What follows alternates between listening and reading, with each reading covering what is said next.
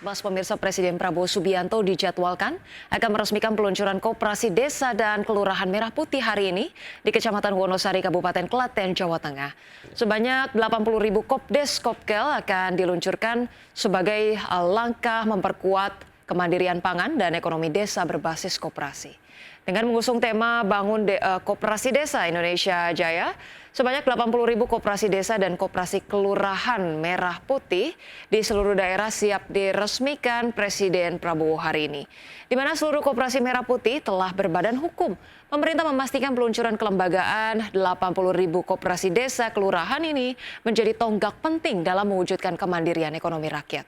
Sebuah inisiatif besar dalam memberdayakan desa, termasuk sebagai bentuk dukungan dalam pelaksanaan program pemerataan kesejahteraan masyarakat.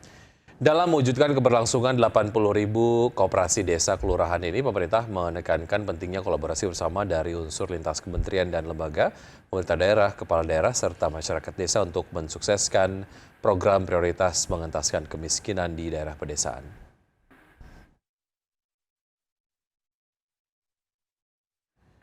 Menteri Perindustrian Agus Gumiwang Kartasasmita melepas ekspor baja lapis dengan volume mencapai 10.000 ton ke Amerika Serikat. Nilai total dari ekspor baja tersebut mencapai 12,6 juta dolar Amerika atau setara dengan 205,4 miliar rupiah.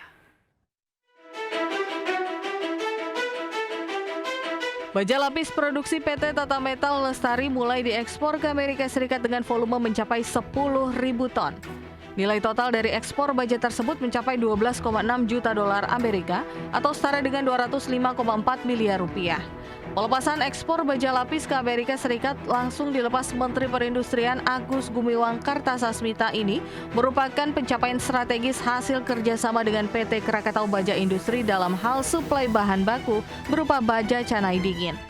Menperin Agus Gumiwang menegaskan, ekspor baja lapis ini menunjukkan kemampuan perusahaan dalam menghasilkan produk baja lapis berkualitas tinggi dan memenuhi standar internasional, sekaligus membuktikan bahwa industri baja Indonesia semakin mampu bersaing di pasar internasional. Tahun 2024 sebesar 196,5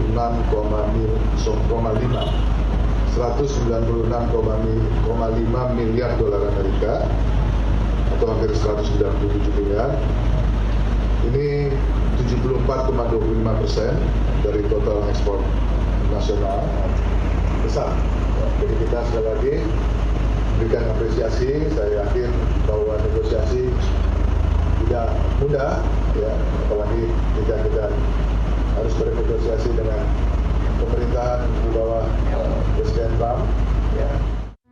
Di sisi lain, Kemenperin menyatakan kebanggaannya terhadap hasil produksi baja tanah air, di mana produk baja Indonesia berhasil menembus pasar ekspor Amerika di tengah kebijakan proteksionis yang ketat. Keberhasilan ini juga dinilai sebagai wujud ketangguhan industri manufaktur Indonesia dalam menghasilkan produk berstandar global. Jakarta, Tim Liputan IDX Channel.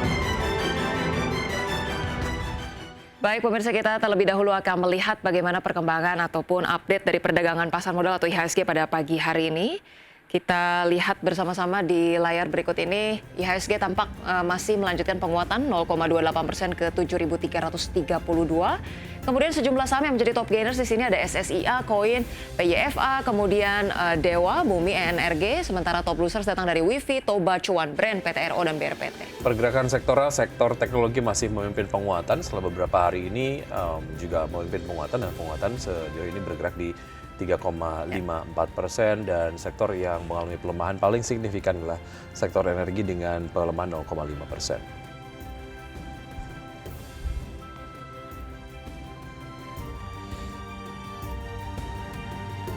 Bank Indonesia menurunkan suku bunga acuan sebesar 25 basis poin menjadi 5,25% dari sebelumnya 5,5% pada Rabu lalu.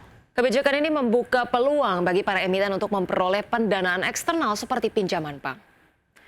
United Tractors atau UNTR mengoptimalkan penggunaan cost of fund yang paling kompetitif dalam menjalankan usaha, termasuk memaksimalkan kombinasi penggunaan dana internal dan dana eksternal atau kredit dengan menjaga gearing ratio pada posisi yang sehat dan balance sheet yang kuat.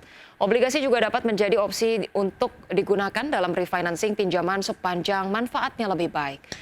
Ya, di samping itu United Tractors menanggapi positif atas turunnya suku bunga mengingat perusahaan juga memiliki exposure suku bunga kredit atas penggunaan fasilitas kredit untuk kebutuhan modal kerja maupun investasi akuisisi.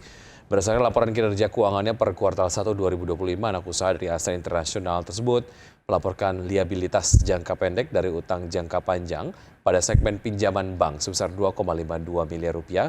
Selain itu, utang jangka panjang setelah dikurangi bagian jangka pendek dari pos pinjaman bank tercatat mencapai 14,84 miliar rupiah.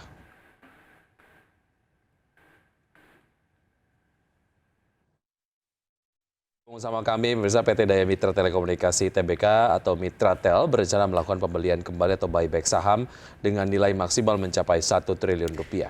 Ya, manajemen Mitratel menyebut rencana buyback saham bertujuan untuk menjaga stabilitas harga dan meningkatkan imbal hasil bagi pemegang saham.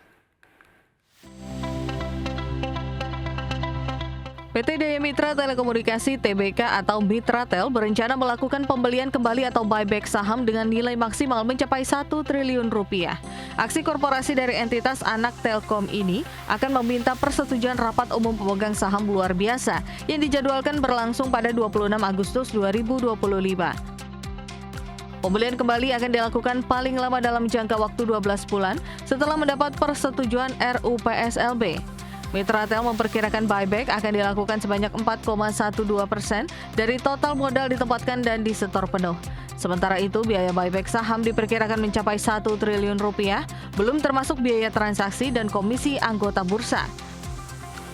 Manajemen Mitratel menyebutkan bahwa rencana buyback saham bertujuan menjaga stabilitas harga saham dan mengoptimalkan penggunaan kas yang dimiliki guna meningkatkan imbal hasil bagi pemegang saham. Lebih lanjut, manajemen Mitratel menilai bahwa rencana buyback tidak akan berdampak material negatif terhadap operasional maupun arus kas. Perseroan juga disebut memiliki posisi keuangan yang kuat dan kas internal yang memadai.